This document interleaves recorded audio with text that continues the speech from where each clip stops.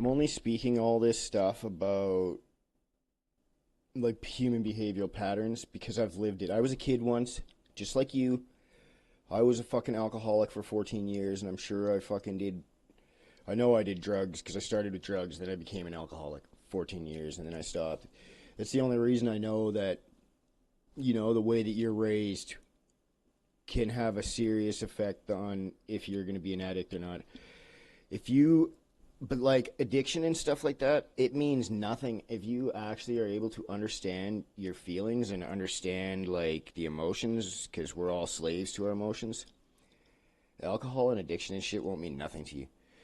Like AA, I find in treatment centers and shit, that's a fucking scam. They're designed to keep you in the loop. Like when you go to a treatment center, it's like, oh, admit you're a problem, that you have a problem, that blah blah blah, problem. But when they teach you in elementary school and kindergarten and shit, that problems only create other problems. So what do you think's gonna happen when you go through a breakup or you go through a hard time? You're gonna be like, fuck it.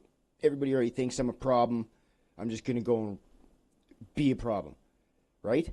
So try to fix yourself on your own or with people around you if you trust them, rather than spending all the money on AA and shit just to relapse in a year, because 60% of people relapse after the first year because they don't help you understand why you became addicted. They just help you notice the trigger, and that's easy. You went through a breakup. I'll give you the trigger right there. So pay attention and work on your kids and yourself so your kids don't have to repeat the same bullshit. You ever find yourself in this situation where you catch your kids like vaping or smoking marijuana or whatever, alcohol? The best thing you could do is, first off, not yell at them, not flip out, because let's be real here, you're half the problem. Peer pressure is the other half. Kids, if they had understanding and like guidance as a child, okay, just like you needed, they wouldn't be experimenting with drugs. If they had the confidence being a kid and the understanding, they would just say, yeah, no, fuck off. I'm not doing this because I think it's stupid. Like when my kids ask about drugs and stuff, I'll just take them downtown and show them what the drugs can do. Like, um, but I try to get involved in my kids' life all the time. If you want, just talk to your kids like human beings, man. Don't talk to them like you own them, like they're fucking, you know, you're their leader. Because that is just going to turn them into resentment. It's going to turn it into resentment, and they're not going to want to fucking explain it to you. So, like, if you do catch them vaping or on drugs or doing drugs, sit down with them and try to understand why. Because, listen, they're doing it because they feel misunderstood the exact same way that you feel unappreciated. So, but with kids, it's harder for them to handle it because you know where the drugs will lead because you've seen it more than them. The kids, unfortunately, they're at the age right now where they think they got everything under control and whatever you say is secondhand because they have had trust issues with trusting your words in the past. I can promise you that. That's why you're in this situation.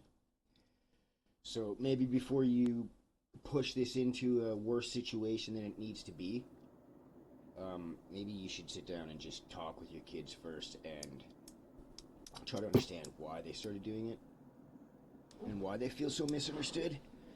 Like all the parents nowadays, I find they're sending their kids to therapy because their kids aren't listening, but like you feel unappreciated not only with your kids but probably with your husband and or your spouse too. So why are you sending them to therapy? Why not just as a family sit down together and try to understand each other? That would probably be a lot better. Like, because there's gonna come a time in your life when your kids grow up to be like my kids now are 16 and they now are just starting not to want to hang out with me. I bet you a lot of these parents, they get this earlier than I did.